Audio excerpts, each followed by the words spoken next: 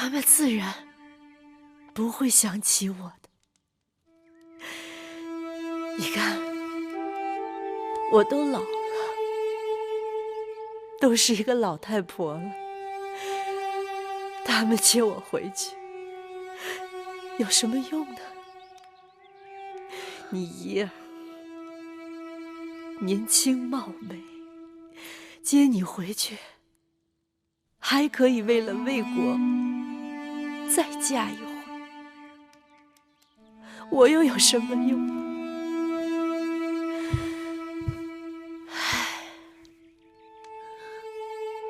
我早该想到，什么娘家人，什么母国，哄你为他卖命的时候，说的多好听。姑母不要太伤心了，怡儿回到魏国，立刻会向父王禀报姑母的处境的。你也想骗我？你也要哄我相信你的话，让我继续在这儿一日日的苦等下去，一直到死还在做梦。你走，你走，滚！都给我滚！滚！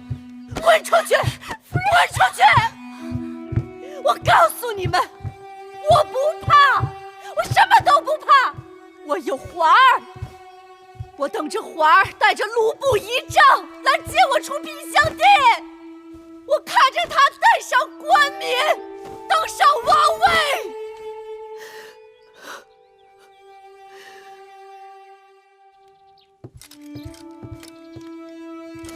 公子，刚得到消息，函谷关外的兵马已经撤退了。他竟然能让列国的兵马这么快就退了，这女人的手段竟如此高明。公子，成败尚在两可之间，公子不必太失望。叫我怎么能不失望？手中的胜算又少了许多。干相有话让我带给公子。说。干相说他会借芈月割地赔款为由，在宫中推波助澜，火上浇油，逼芈月退居内宫，还政于公子季。公子季那就是一个黄口小儿，对付他可比对付芈月容易多了。他到底割让了多少土地城池给列国？与楚国联姻，答应把上庸给楚国，将5岁还给韩国，又将5王后和5个城池给了魏国，谢燕赵两国以重金。就这么些？这甘茂也是老糊涂了。列国之间城池割让赔还本来就是常事，何况就这么几座城池而已。但这只是一个由头而已。干相借此已经游说了不少朝臣同意他的谏言，眼看芈月在宣誓殿就要坐不住了。甘茂竟有这等本事？非也，眼下是那些重臣们每日对着一个妇人跪拜臣服，俯首听命，而这个妇人刚愎自用，一意孤行，大家实在是痛苦难挨呀。有道理。那芈月坐在朝堂上，面对的敌手可就不是后宫那几个嫔妃了，而是满腹经纶的文武朝臣。他们可不像后宫那些个妇人那么好摆弄。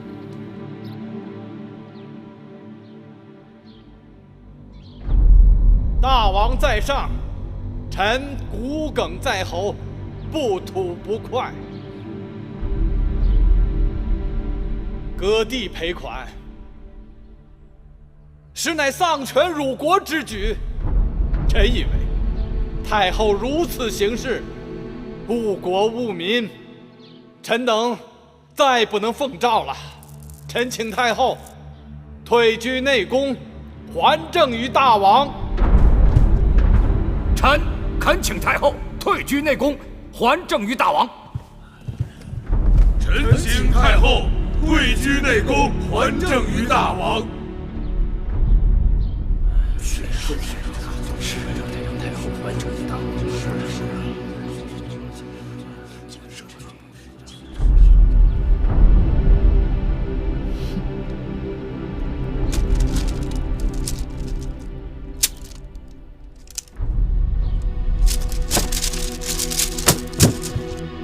甘向自己看看，这是什么？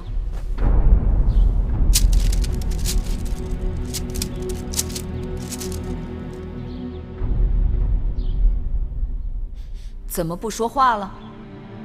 朕丧权辱国，朕误国误民，甘向自己私底下拟就的让各国退兵的条约，可是几乎把秦国卖得只剩个咸阳了。当日列国兵马在函谷关的时候，甘向又在何方？出了何力？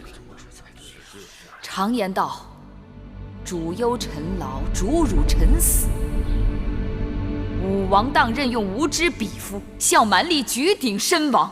你身为右相，罪当如何？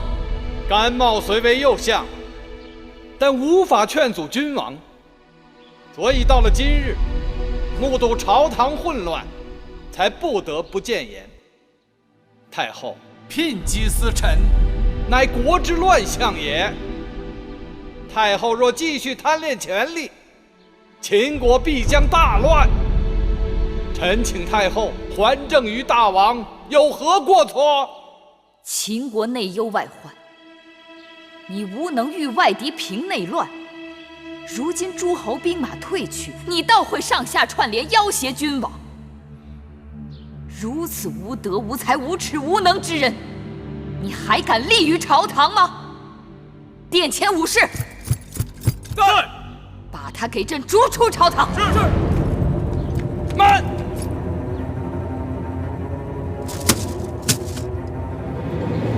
太后指臣无能，臣也不敢再居相位，就此请辞。至于驱逐，臣自会自己离开，不用烦劳武士。但太后如此轻客慢事，羞辱臣功。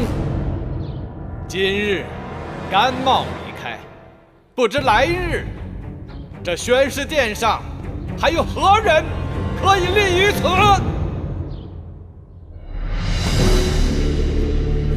干相，干相，干相，你不能走啊！太后，干相不能走啊！微臣请太后三思。臣请太后三思啊！太后，请太后三思啊！太后，甘相乃大秦3代老臣，于江山社稷，功不可没。你想要朕留他？是。他逼朕交权，退回内宫。这若是权宜之计，万事皆可商量。没得商量。初离子说，甘茂是3代老臣，可朕看他是朝廷的3代庸居。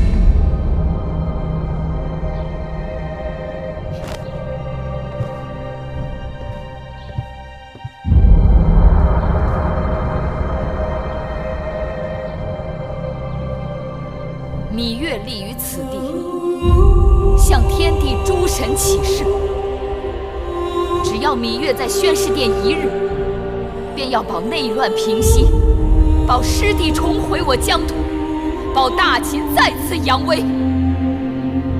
谁若自认为比芈月做得更好，那便站出来，朕自行退后。若是做不到，诸君公卿大夫堂堂男儿，就不要再学长舌妇之行径，退朝。